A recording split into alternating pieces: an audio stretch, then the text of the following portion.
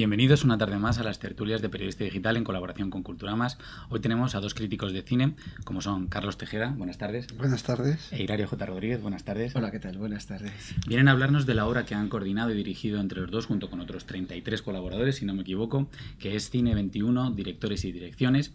Es una obra en la que recogen a los grandes, medianos, pequeños directores de manera universal, sobre lo que quiero que luego hablemos, y en la que se habla de aquellos que han tenido obra importante o que han tenido grandes proyectos que se han realizado a partir del año 2000 en ese siglo XXI. En primer lugar, me gustaría que me comentarais cuáles son las características de esta obra, es decir, qué tipo de trabajo habéis hecho y cómo es esa búsqueda de directores y ese enfoque que habéis realizado. Cualquiera de los dos. Bueno, nosotros hemos intentado que no fuese un diccionario al uso, es decir, que no fuese un diccionario deudor exclusivamente de la información, porque la información... digamos que tenemos acceso casi todos a ella si estamos interconectados, es decir, si tenemos acceso a Internet, y creo que eso habría sido lo más sencillo. Creo que un diccionario, cuando se escribe desde un punto de vista crítico, tiene que ser algo más, y nosotros hemos intentado que fuese ante todo reflexivo, que fuese un diccionario que no caduque en sus digamos, miras en un breve plazo, que todavía siga teniendo vigencia dentro de 10 o 15 años, pero que esté abierto siempre a que lo novedoso todavía se le pueda incorporar. Y me gustaría que nos explicarais cómo se ha hecho esa selección, porque tiene un carácter universal. Es decir, trabajáis con directores de todas las nacionalidades, de todas las procedencias, y además también algunos que están vivos, otros que están muertos, hay muchas diferencias. Sí, no, nosotros lo primero que nos planteamos es, como es un diccionario del siglo XXI, cogimos además como frontera o espacio fronterizo la primera década del siglo XXI, o sea, del 2000 al 2010, y entonces, bueno, lo que intentamos es decir, bueno, vamos a ver qué personas confluyen aquí, sean veteranos, sean consagrados, sean futuras promesas, y los juntamos a todos y vemos, bueno, pues qué entrecruces hay entre unos y otros. Evidentemente hay gente como Ingmar Bergman o como Chabrol o como Rohmer, que han rodado películas en el 2000, vamos, en esa década del 2000, pero que luego ha muerto en esa misma década. Pero también tenemos gente ya súper consagrada, Tarantino, los hermanos Dardenne, Béla Tarr, Michael Haneke, etcétera, etcétera, etcétera. Y tenemos gente que está empezando, que ha empezado a despuntar, pues como Raya Martín, Armori Corín, Rodrigo García y muchos otros más, ¿no? También hemos procurado coger todos los ámbitos, es decir, no solo el género de ficción, sino que hay cine experimental, hay cine de animación, hay documental, y todos los países. Una cosa que me interesa mucho, que tratáis además en el prólogo y luego está presente, parece, en la reflexión de cada uno de los autores sobre los directores, es ese momento de cambio, ¿no? Estamos en un momento de cambio, en un momento de tránsito, hemos entrado en el siglo XXI, el cine es un arte joven, ¿no? Nacido a finales del XIX, el Salón Indien, todo el mundo piensa, ¿no?, en los Lumière, la primera obra colectiva, y dices... Ahora es la primera vez, después de aquello, que saltamos otra vez de siglo. Y es el momento ideal para que aparezca este diccionario con esa, perspectiva. Y sobre esto os quería preguntar. ¿Habéis visto directores de todas las nacionalidades y habéis hecho un enfoque especial también sobre los españoles? Sí, he visto aquí. Sí, bueno, ante todo tenemos que contar con que nosotros somos sobre todo espectadores españoles. Es decir, mira, un crítico de arte muy importante, que es Robert Hughes, que es australiano, aunque haya vivido casi toda su vida entre Australia, Estados Unidos y Gran Bretaña, insistía en que aunque Australia, al contexto de la historia del arte universal, no pueda aportarle lo mismo que a lo mejor le aportaría pues Alemania, lo que le aportaría Austria, también tiene su propia historia. Y es una historia que podemos llamar marginal dentro del contexto de la historia universal, pero que también importa, sobre todo en estos momentos en los que estamos viendo que hay un agotamiento de lo que es la historia central, ya no solo del arte, sino de la historia en general. Sí, la historia periférica, que es donde muchas veces surgen grandes movimientos y que aquí recogéis. Efectivamente, y en España, hombre, por desgracia, hay cineastas que nosotros creemos que juegan en la liga internacional, que son muy poco conocidos fuera de nuestras fronteras, por ponerte casos que son indiscutibles, Pere Portabella, Joaquín Jordá, Basilio Martín Patino. Luego tenemos a cineastas incipientes que creemos que están haciendo trabajos pues a la misma altura que los de cualquier cineasta en el resto del continente, como serían Pablo Llorca, Juan Luis Ruiz, Andrés Duque. Bueno, los nombres son muchísimos. Sí, y además también habéis seleccionado, además de a los que están empezando, a los consagrados y a los muy consagrados, y hay no un homenaje sino una reflexión sobre ellos, porque realmente las entradas, que es una cuestión sobre la que querría hablar después, son mucho más reflexivas que del dato. También habláis de Víctor Erice, de Borau, habláis de Saura, de todos los grandes. Sí, no, y además es que nosotros a la hora de empezar con los colaboradores, de hecho teníamos una lista inicial que luego con los demás colaboradores se les fue pasando la lista y ellos fueron añadiendo también y sugiriendo cineastas que pensaban que eran importantes, que tenían que estar ahí, que luego, bueno, hubo debate y se estuvo discutiendo. Hubo algunos que estaban muy claros, hubo otros que hubo más debate, pero un poco, bueno, entre todos que estuviese ahí lo que creíamos que eran los cineastas más destacados o más importantes, o que creíamos que efectivamente iban a constituir lo que es el cine del siglo XXI. Y sobre esto, entrando ya en la materia de cómo se hace, ¿no? De cómo se hace esto real, este diccionario, ¿qué pautas se le dan a los colaboradores? Porque tiene cosas muy diferentes de un diccionario y que son muy útiles y que yo creo, vosotros me diréis qué opináis, que lo convierte en una alternativa a Internet, porque en Internet uno encuentra el dato siempre. Es verdad que en Internet hay mucho artículo también de análisis, pero uno encuentra el dato siempre. Lo que no encuentra es un análisis más profundo, más severo, una reflexión. Eso creo que está presente en este trabajo. Sí, no, de hecho nosotros la pauta, o una de las primeras pautas que les dimos a los colaboradores era, primero, esto es un ejercicio de reflexión, o sea, son microensayos. En segundo lugar, vosotros sois libres de dar vuestra opinión. Si hay alguien que creáis que se le puede criticar más o ensalzar más, porque hay esa necesidad de que hay que rescatarlo más, sois libres de ello, ¿no? Y luego, por otro lado, también, aparte de que algunos son buenos, son críticos, que son buenos escritores, también contamos con escritores.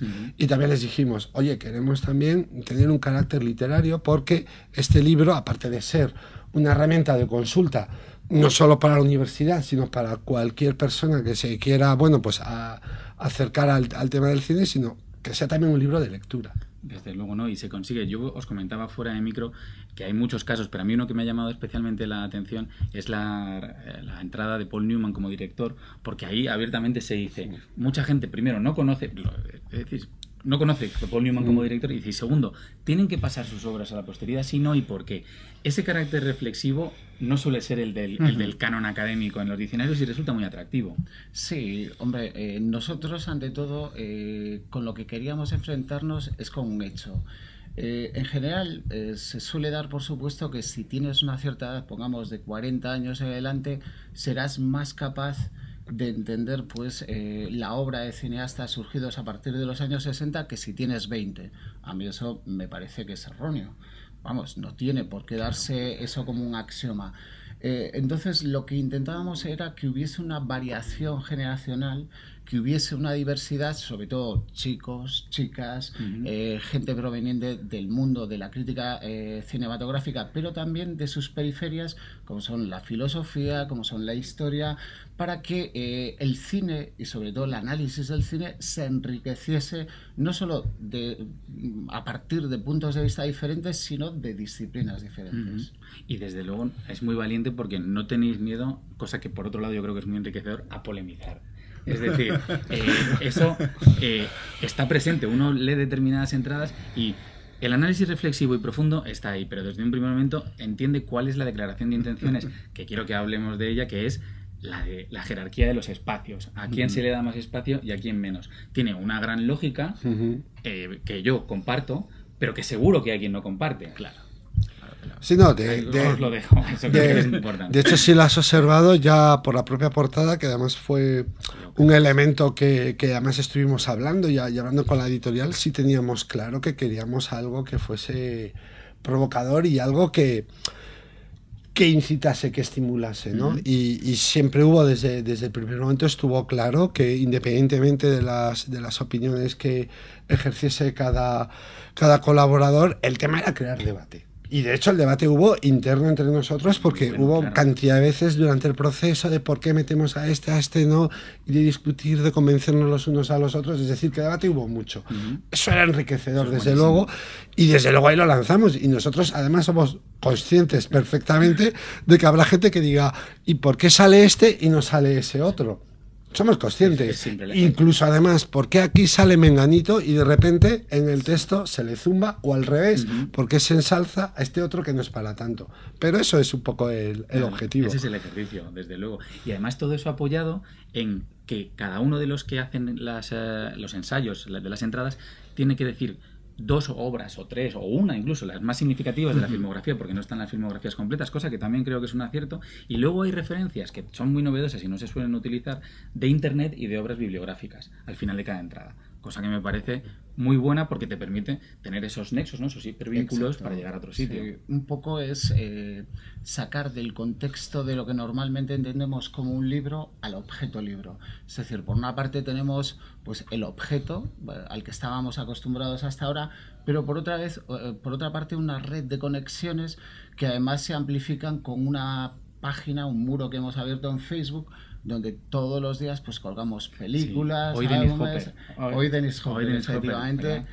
ayer, por ejemplo, la última entrada en el muro fue la película L'Amour Rouge de Víctor Erice, que es una película pues que curiosamente, aunque la haya dirigido uno de los grandes maestros del cine español, en España apenas se conoce. Una pena. Entonces, lo que queríamos era que el libro se abriese a todos los canales y contextos en los que se mueven hoy las imágenes. Y sobre esta cuestión de los autores, la polémica y cómo enfrentarse a los espacios para unos y para otros, me gustaría que me comentarais cuáles son esos motivos. Y me explico.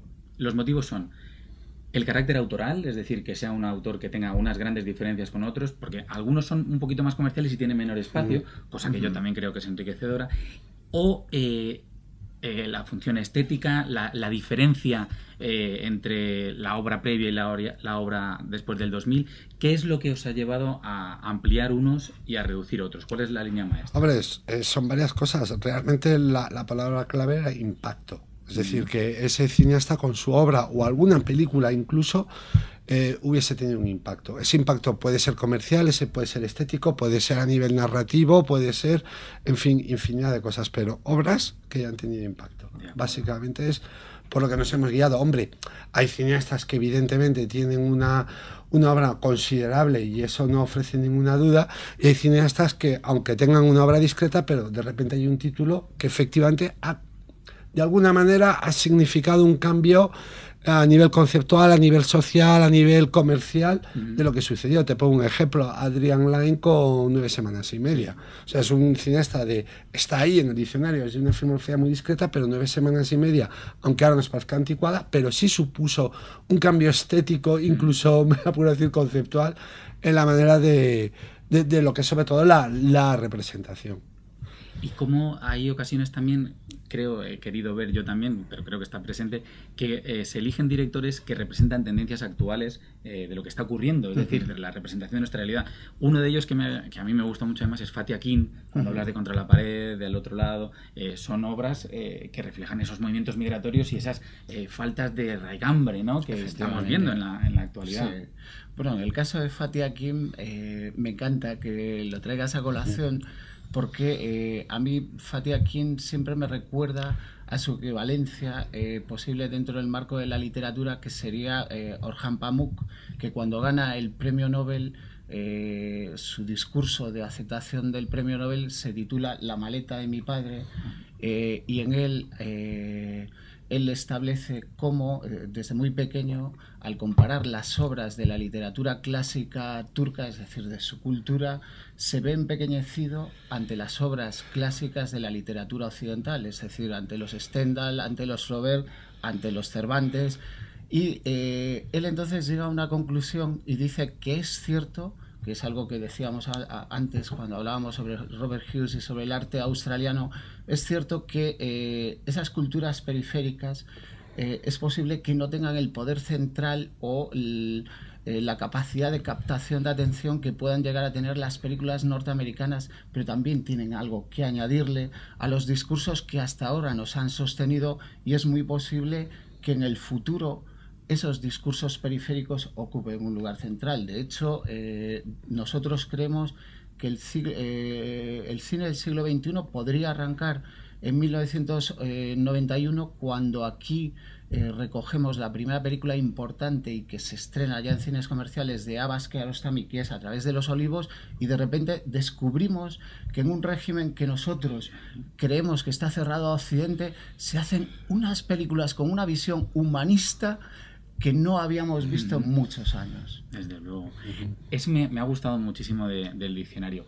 Cómo están los grandes clásicos de esa mirada periferia y las nuevas caras también. Por ejemplo, con la K, yo que me gusta hacer así visión en la K, está Kiarostami, Kaurismäki, Kitano, casi seguido, y dices, es todo el mundo precisamente periférico, ¿no? No son las grandes potencias. Bueno, Oriente quizás sí esté más presente, pero también es una filmografía alternativa. Y además también están los nuevos, los que van llegando, y algunos, que es otra cosa que creo que es un acierto, y vosotros me diréis cómo lo habéis calibrado, cómo se introducen autores que han podido ser comerciales, pero han tenido algún momento más... quizá además de autor o de acierto o de impacto, ¿no? Estaba pensando en Peter Berg, que después estaba Ingmar Bergman, como os comentaba antes. Peter Berg tenía La sombra del reino, que bueno, habla sobre el islamismo, el yihadismo, aunque siempre acaba haciendo una concesión, como muy bien decís ahí, a lo comercial. Habéis hecho este ejercicio, ¿no?, de seleccionar también algunos comerciales, siempre y cuando hayan hecho... Sí, no, como te hemos dicho antes, se ha buscado ese impacto. Hombre, a lo mejor hay películas que no han tenido un impacto comercial, pero sí un impacto estético, conceptual, o que bueno, ha supuesto ya no solo un cambio o una nueva mirada, sino que además esa mirada ha influido en no solo los cineastas contemporáneos, sino en cineastas posteriores. Eso había que tenerlo en cuenta, aunque ya te digo que ha sido complejo la elaboración de la lista, y por eso, como te hemos dicho antes, hemos contado además en todo momento con la opinión de los demás colaboradores que bueno, pues han ido completando, hemos ido opinando, hemos ido cotejando, en fin, que ha sido un trabajo duro, como debe ser. ¿Y qué pensáis de las grandes figuras? Porque una persona que coja el diccionario y diga, es que claro, estamos hablando de cine del siglo XXI, pero muchos autores vivos tienen una obra pasada descomunal, porque aquí está Godard, está Bergman, está Chabrol, que decíamos. También hay hoy un ejercicio de mirar hacia atrás, no solamente hacia el siglo XXI, ¿no? Yo creo, de hecho, que el cine XXI está fundado sobre presupuestos que ya se intentaban establecer en el siglo XX. De hecho, Carlos y yo siempre jugamos con una metáfora que nos gusta mucho como cinéfilos que somos de una generación bastante similar, que es el momento en que los dos sufrimos algún tipo de herida por una imagen que nos conmueve de una manera que hasta ese momento no nos ha conmovido ninguna, y entonces solemos hablar sobre El ladrón de bicicletas en el momento final en el que el padre desesperado, después de haber dado vueltas por la ciudad con su hijo, de ver que no hay manera de recuperar de una manera o sea, lícitamente la bicicleta robada, él roba a su vez una bicicleta, pero la multitud lo cerca y entonces lo zarandea hasta que un hombre, que es el que lleva la voz cantante, lo abofetea delante del hijo, y el hijo se lanza a ese padre y exclama ¡pap! Y para nosotros esa exclamación del hijo es un poquitín el eco de lo que oímos, yo creo, en casi todas las películas de los hermanos Dardenne hoy en día, que tratan precisamente sobre niños sin padres. Es decir, yo creo que Carlos nos puede decir ahí qué es el arco, cuál es el arco que trazamos nosotros entre una cosa y otra, ¿no? Entre ese paralelismo. Sí, no, en ese paralelismo, como acabamos de comentar, es ahí en el niño de la bicicleta, que ya es el niño, y como bien ha dicho Hilario, ya es sin padres, y no sabemos muy bien ese niño que está por ahí pululando, por decirlo de alguna manera, pero la figura del padre ha desaparecido. Arcos hay muchos, ¿no? Ahí tenemos un Jim Jarmusch y el cine de en medio, que de repente estamos todos como sorprendidos de que, además el propio Jarmusch lo dice un momento dado, dice, yo si un personaje va a llamar a su novia y va a quedar con ella, a mí, dice, en un cineasta normal o tradicional o comercial, cogería y el siguiente plano sería el tío llamando a la puerta de la casa donde vive la chica. Jarmusch dice, no, a mí eso no me interesa, a mí lo que me interesa es lo que pasa en el viaje mientras va el chico a buscar a la casa de la novia. Claro, tú te sorprendes un poco, ¿no? Y dices, bueno, aquí ahora este tío con el cine en medio, pero es que eso lo tenemos en John Ford, que hay cantidad de veces. Tú que estás, cuando uno está acostumbrado a ver las películas de aventuras o del oeste, que siempre es acción, los buenos, los malos, los indios o los cuatreros, y es todo como una acción prácticamente seguida que casi no para un segundo, y de repente llega un John Ford y llega el sargento King Cannon de turno y ahí te clavan pues 5 o 10 minutos del tío de la taberna con los otros, o la mujer del general que se le ha descosido el traje, y claro, uno dice, pero bueno, estos no van a luchar con los indios, ¿qué demonios está aquí la mujer del general y el otro en la taberna tomándose whiskies y diciendo tonterías, a lo mejor, o cosas banales, ¿no? Ahí está ya eso, ¿no? Es decir, que realmente hay muchos nexos y muchas conexiones, y es una ida y venida. Sí, como estaba pensando mientras hablabais en el cine negro, esas películas, yo qué sé, Sorry Brown Number de Anatole Litvak, cuando él lo que hace allí es de construir otra vez el discurso, porque lo va haciendo de atrás hacia adelante, que recuerda mucho a Memento, pero llevado al extremo, ¿no? Memento sería esa misma construcción llevada al extremo. Y quería preguntaros también sobre el diccionario. ¿Cuáles son las corrientes que más acentuaréis, que habéis empezado a comentar antes? Uno es cine de ficción, otro es cine documental, pero también estamos hablando, que además está muy presente constantemente, del cine para Internet o de la función de Internet, porque aquí hay dos cuestiones importantes. Una es, Internet está modificando los hábitos de ver cine, y otra es el papel que tiene Internet a la hora de buscar materiales, como estábamos comentando. Y yo creo que aparece en el momento oportuno, porque la gente ya no va a las filmotecas a ver las películas, sino que son consumidores en casa, la mayor parte de las veces.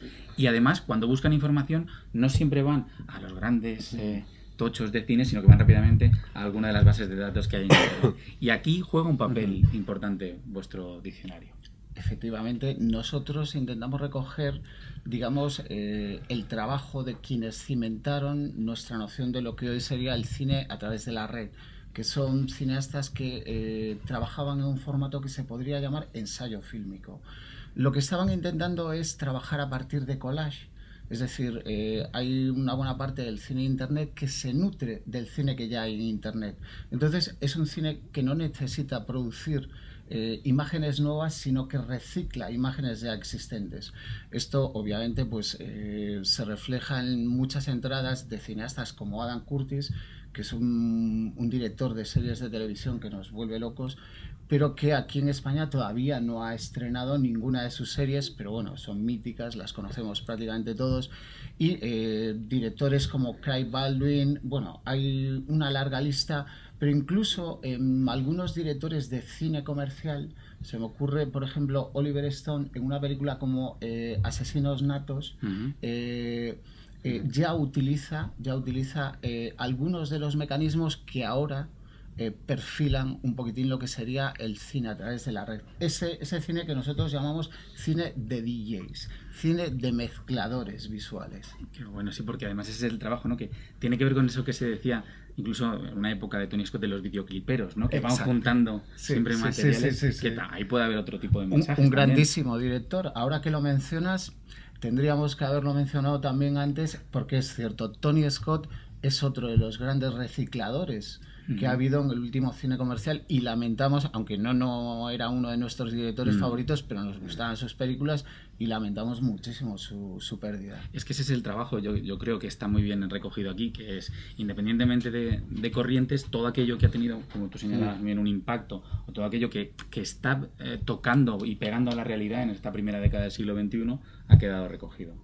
Sí, no, y además luego que además también, y sobre todo por el cambio de las nuevas tecnologías, y que vamos, que estamos sufriendo además a unas velocidades impresionantes, vas viendo ya todos los nuevos fenómenos que van que van surgiendo, y de hecho hay películas que se ruedan con móvil, porque las cámaras de los móviles cada vez son más, ofrecen mejor calidad tanto de imagen como de sonido, y de hecho hay películas y algunas premiadas en festivales que están rodadas con móviles, y además incluso más todavía. El hecho de tener todos móviles, vamos, todos los usuarios, todos los ciudadanos, muchas veces nos convierte hasta en reporteros. Es decir, que ocurre cualquier, y además lo vemos constantemente, cualquier suceso que ocurre, cuando llegan los medios ya ha ocurrido, pero todas las imágenes que te ponen en el telediario es menganito estaba ahí justo en el momento, tal, y son las imágenes que captan los ciudadanos. Es decir, la realidad en directo. Es que es interesantísimo esto que planteas. Estaba pensando mientras lo decías.